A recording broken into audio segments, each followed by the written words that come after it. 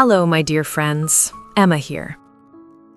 Have you ever had a week where you feel like you're doing everything right, and yet when you're alone with your thoughts, there's a quiet heaviness you can't explain? You tick off the habits, you listen to good podcasts, you try to think positively, but deep down you wonder, if I'm working this hard on myself, why don't I feel lighter? If that sounds familiar, stay with me. You are so far from alone in this. I think many of us are living in this strange in-between space. We're not exactly lost, but we're not fully at peace either. We want to grow, we want to mature, we want to live with more intention, but the way we're trying to grow can sometimes leave us more exhausted than encouraged.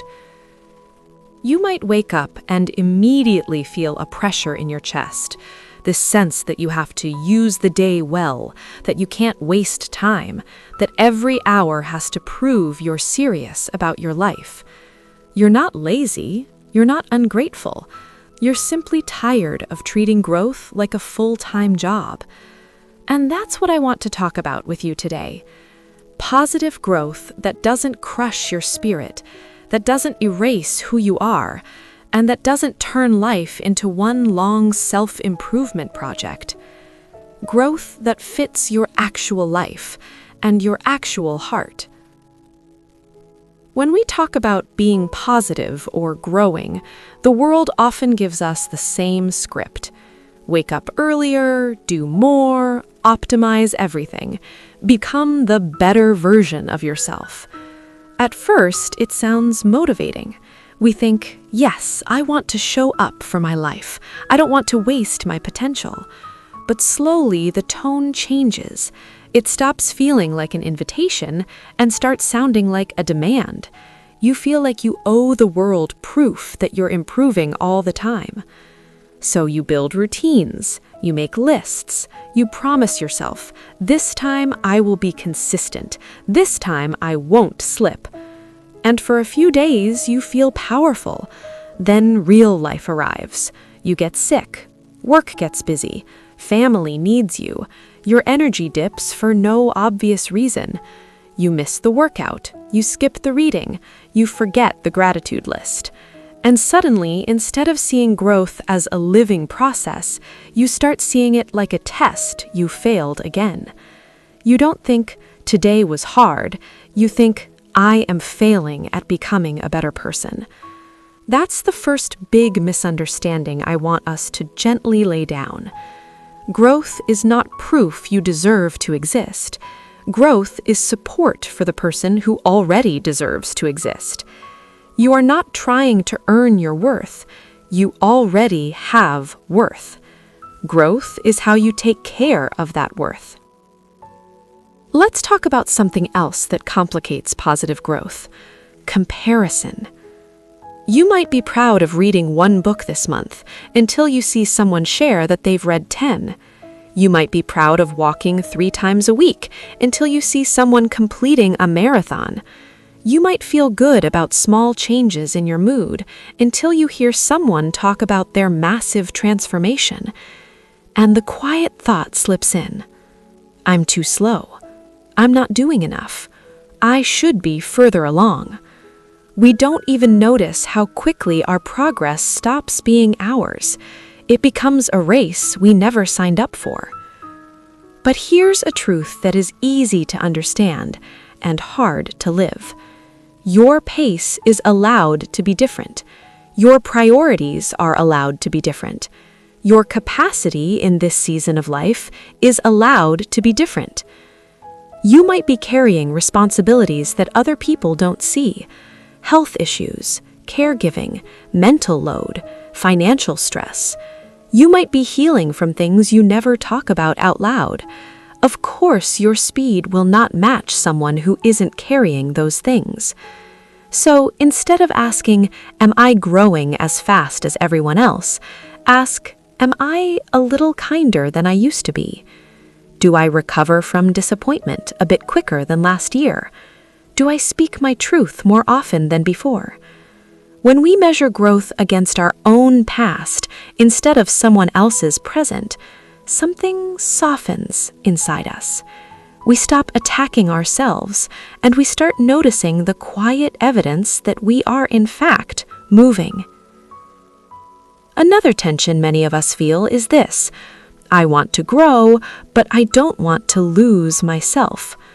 Maybe you've tried to copy someone's routine, waking up at a time that doesn't suit your body, forcing yourself into activities that drain you, pretending to be more extroverted or more structured than you really are. You thought, if it works for them, it should work for me. But after a while, you feel off. Your body is more tired. Your thoughts feel shallow. You're technically doing good things, but you don't quite recognize the person living your life. When that happens, it doesn't mean you're weak. It usually means you're trying to grow in a way that clashes with your natural strengths. Some of us need silence to think clearly. Some of us need movement to think clearly. Some feel best with detailed plans. Some feel best with spacious, flexible days. None of these are wrong. They're starting points. If you want positive growth that lasts, you have to start where you actually are, not where you wish you were. That might mean asking yourself very simple, honest questions. When do I feel most like myself? What kind of day leaves me feeling alive instead of drained? What rhythms actually support my body and mind? And then you build from there. If you're a night owl, growth might look like protecting an hour of focused evening time instead of forcing a 5 a.m. routine. If you hate the gym but love being outside, growth might look like regular walks instead of a membership you never use. If you're introverted, growth might look like deeper conversations with a few people rather than trying to be social every day. In other words, growth is not about squeezing yourself into someone else's shape. It's about giving your own shape more room to breathe. Let's move this from idea to practice. I want to offer you a gentle framework you can actually use in your daily life. Think of growth in 3 layers: awareness, alignment, and action. Awareness is simply noticing what's true about you, about your life, about this season. No judgment, no story. You might say, I get overwhelmed when my schedule is full. I feel low every time I spend 2 hours scrolling. I think more clearly when I write things down. This is where growth truly begins, not with a new habit, but with an honest look at reality. Alignment is asking, given what I now see, what actually fits me? Not what sounds impressive, what fits.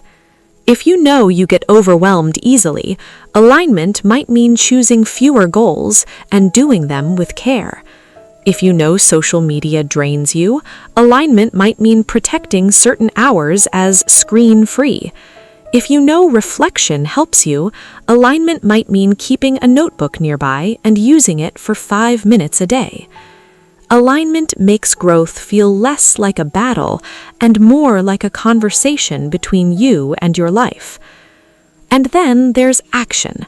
This is where we usually start, and that's why we often feel stuck. But after awareness and alignment, action becomes simpler. You don't need a perfect routine. You need a few small actions that respect who you are.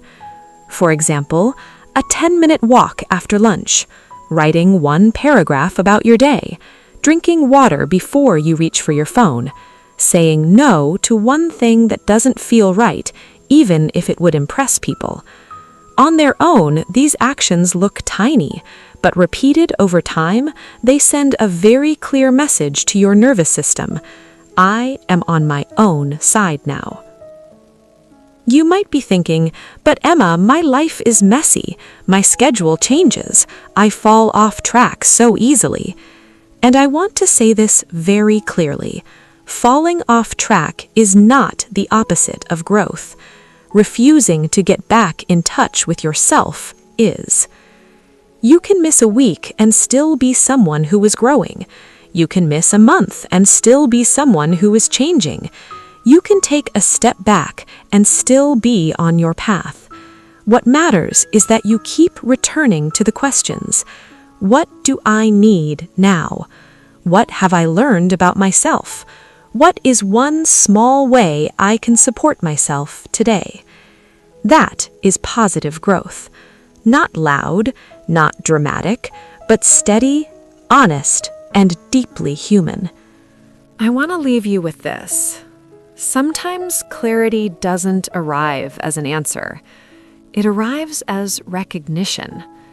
Recognition that the way you've been trying to grow doesn't actually feel kind. Recognition that you have changed more than you've given yourself credit for. Recognition that your path gets to be yours, messy, real, and beautifully different from anyone else's. You are allowed to grow slowly. You are allowed to grow gently. You are allowed to grow in ways that make you feel more like yourself, not less. Thank you for spending this time with me. I hope something here stayed with you, even after this ends.